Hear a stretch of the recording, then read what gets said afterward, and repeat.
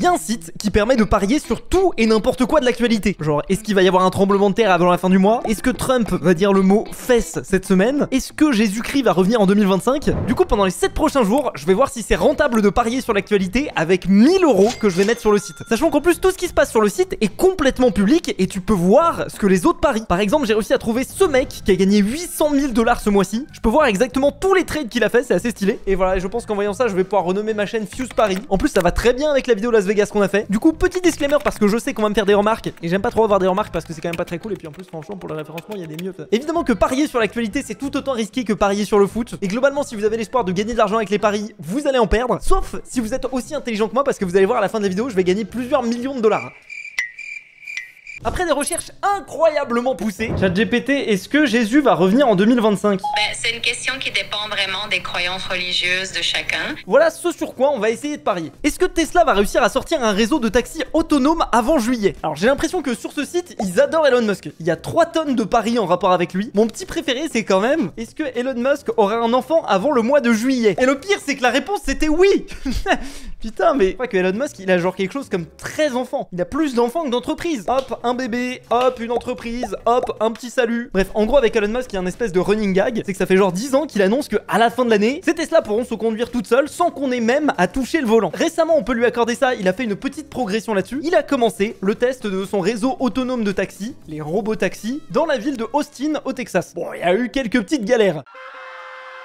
Mais du coup, vu que techniquement les premiers robotaxis sont sur la route depuis quelques jours, je comprends pas pourquoi est-ce qu'il y a que 8% de chances que Tesla lance un système de robotaxi avant juillet. Ils l'ont pas déjà fait? Bon, en attendant de voir si notre pari est gagnant, s'il y a bien un truc sur lequel je suis sûr à 100% de miser sans risque, c'est Red Magic, le sponsor de cette vidéo, avec leur nouvelle tablette Astra Gaming. C'est pas nouveau, Red Magic, ça fait un petit bout de temps qu'ils nous suivent sur la chaîne, et à chaque fois qu'ils m'envoient des téléphones, c'est des bangers. Et bah là, cette fois-ci, ils m'ont envoyé leur tablette et elle est ultra bien. Je pèse mes mots, c'est comme leur téléphone. Le premier truc qui saute aux yeux quand on allume la tablette, c'est l'écran. On est sur une dalle OLED 2,4K de 9,06 pouces avec un taux de rafraîchissement de 165 Hz. Pour ceux comme moi qui se demandent concrètement ce que ça veut dire, c'est ultra fluide, les couleurs ressortent super bien et grosso modo, c'est un truc similaire à ce qu'on pourrait avoir sur un écran de PC spécial gamer quoi. Et encore là, je vous montre mon écran mais il est éclaté le mien.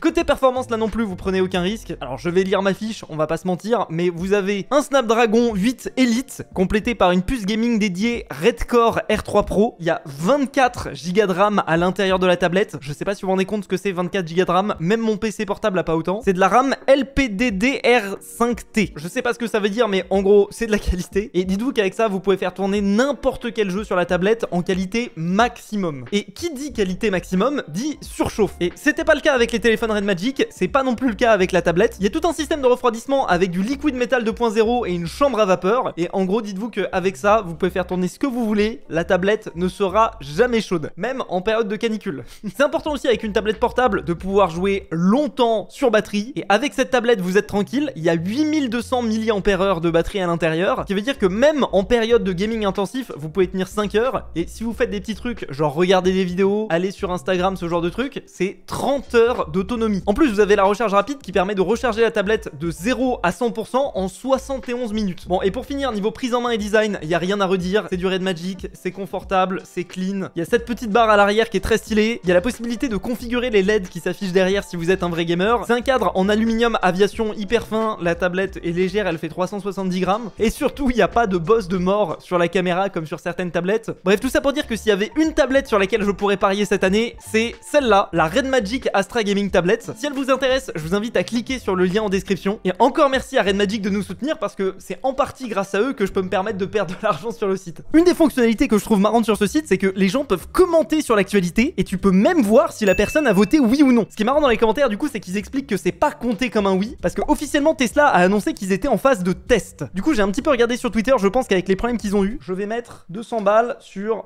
non. Les 200 $ que j'ai mis, si j'ai raison, se transformeront en 215 $. C'est-à-dire quand même beaucoup de risques pour pas grand-chose. J'ai aussi décidé de parier sur le fait que Macron se fasse dégager avant 2025. Apparemment, le marché juge qu'il y a 9% de chances que Macron se fasse dégager avant 2025. J'y connais rien à la politique, mais je vois aucun monde où c'est possible. Je vais mettre 50 $ là-dessus. Est-ce que Jésus-Christ va revenir en 2025? Je suis désolé mes abonnés croyants, mais malheureusement, je n'y crois pas trop. Sachant que je sais pas si on se rend compte, mais 3% de chance pour ça, c'est gigantesque. C'est quand même un pari relativement safe. Et par exemple, si je mets 1 million d'euros sur ce pari, à la fin de l'année, je gagne 30 000 €.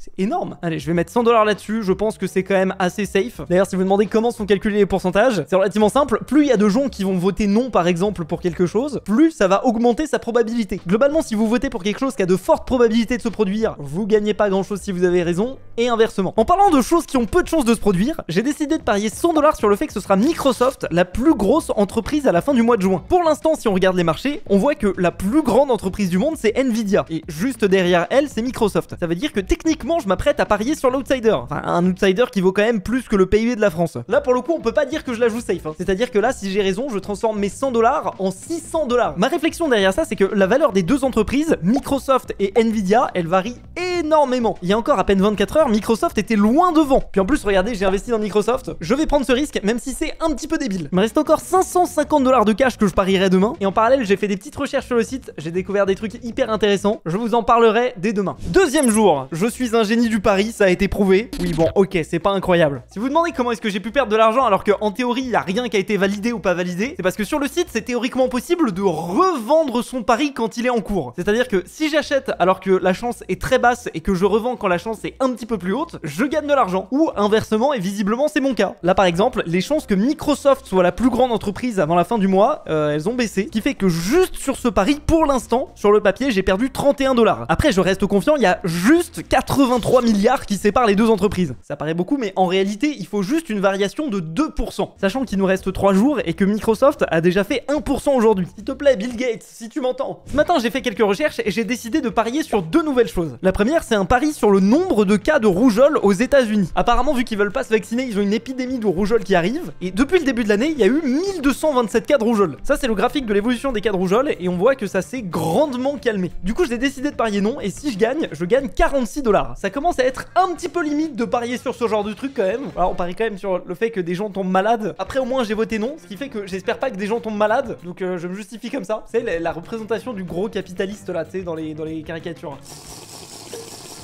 Je bois de l'argent liquide. L'autre pari, il est un petit peu plus complexe. C'est un pari sur le fait que le président Zelensky va, oui ou non, porter un costume avant juillet. Peut-être que vous aviez suivi, mais en gros, il y avait eu un débat. Le président Zelensky avait rencontré Donald Trump, et Donald Trump l'avait clashé sur le fait qu'il avait pas de costume et qu'il était en t-shirt. Donc les gens ont créé ce pari, et surprise, lors du sommet de l'OTAN, on a vu le président Zelensky avec un costume. Enfin, un costume, pas tout le monde est d'accord. En fait, c'est assez intéressant le site, là, j'ai l'impression qu'il y a un espèce de débat sur est-ce qu'on doit valider ou pas le pari. Il y a d'autres gens qui ont proposé oui, ça a été disputé, et il y aura une review finale dans 1 jour et 14 heures. Du coup, je me suis un petit peu renseigné sur le processus de review, comment on fait si les gens sont pas d'accord. Genre, par exemple, vous, est-ce que vous jugez que ça, c'est un costume? Et en gros, de ce que j'ai compris, c'est un consortium de gens qui possèdent une certaine crypto-monnaie qui peuvent voter pour régler les disputes. Enfin bref, j'ai pas tout compris, c'est un énorme bordel. Mais en tout cas, de la façon dont je l'ai compris, c'est que ça peut être ultra facilement manipulable. Raison de plus pour ne pas parier vos économies sur ce genre de site. Mais bon, vu qu'il y a eu 2 fois un oui qui a été proposé, je pense que le oui va l'emporter. Et si jamais c'est validé, j'en gagne 300. Je prends un risque, mais je suis prêt à l'accepter. C'est quoi, je vais juste mettre 10 $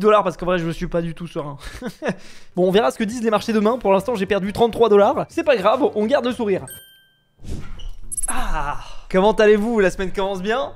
Pas pour moi, j'ai pas tourné ce week-end. D'ailleurs, je me rends compte que j'ai exactement le même t-shirt que la dernière fois. Promis, j'ai fait une lessive entre temps. Bon, parier sur Microsoft, au final, c'était une très mauvaise idée. C'est très simple, je me suis fait annihiler. Vendredi dernier, Nvidia plus 2%, Microsoft moins 0,5. C'est-à-dire que l'écart s'était creusé, c'était finito. Le truc étrange, c'est que à la fin de la journée, donc vendredi soir, il y avait toujours 3% de chance que Microsoft gagne. Donc ce que j'ai fait, c'est que j'ai revendu mon pari Microsoft pour reparier sur Nvidia. Et cette fois-ci, j'ai parié tout le reste de l'argent que j'avais. Pour l'instant, on a gagné 7 $ sur le trade de Nvidia, on a gagné 10 $ sur les robotaxis de Elon Musk, et on a gagné 18 $ sur la rougeole. Le seul problème, c'est que j'avais pas réalisé qu'on est lundi, et que le lundi, les marchés financiers sont ouverts. Ça veut dire que j'ai encore une toute petite probabilité que Microsoft dépasse Nvidia, et que je perde littéralement mes 400 $ que j'ai parié dessus. C'est pour ça que j'ai décidé de vendre tous les paris dans lesquels j'étais dans le vert, et aussi le pari sur le fait que Zelensky porte un costume. Je sais pas exactement ce qui s'est passé, on a acheté ici, et on se retrouve là. À la base, je voulais mettre 5 fois plus. Heureusement que j'ai perdu que 8 $. Hein. Mais apparemment, de ce que je lis dans les commentaires, ce serait une manipulation de marché. Je vais pas essayer de plus comprendre prendre, je sauve ce qui reste à sauver et je vais parier tout l'argent qui me reste sur qui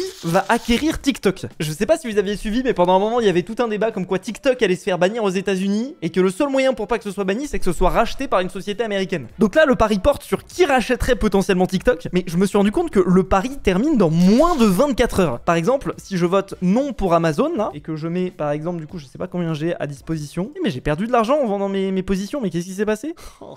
Bon, si je mets tout ce que j'ai sur le pari d'Amazon, là, je gagne... Ah ouais, je gagne rien du tout, en fait. Je gagne 2 $. C'est-à-dire que je parie 700 pour gagner 2 $. Bon, bah, je pensais que c'était une bonne idée. En fait, ça n'en est pas une. Le gros problème que j'ai avec ce site, en dehors du fait qu'il y ait des manipulations flagrantes qui te fassent perdre de l'argent, c'est qu'il n'y a pas tant de paris proposés que ça, finalement. Bon, du coup, je me suis rabattu sur un pari sur le fait que Trump n'exécutera pas de décret aujourd'hui. Donc, globalement, si Trump n'annonce pas de décret aujourd'hui, je gagne 200 $. Ça me paraît un petit peu trop beau pour être vrai, donc je pense que je vais me faire douiller. Mais on verra ça demain. It's been going on for 60 years. Oui.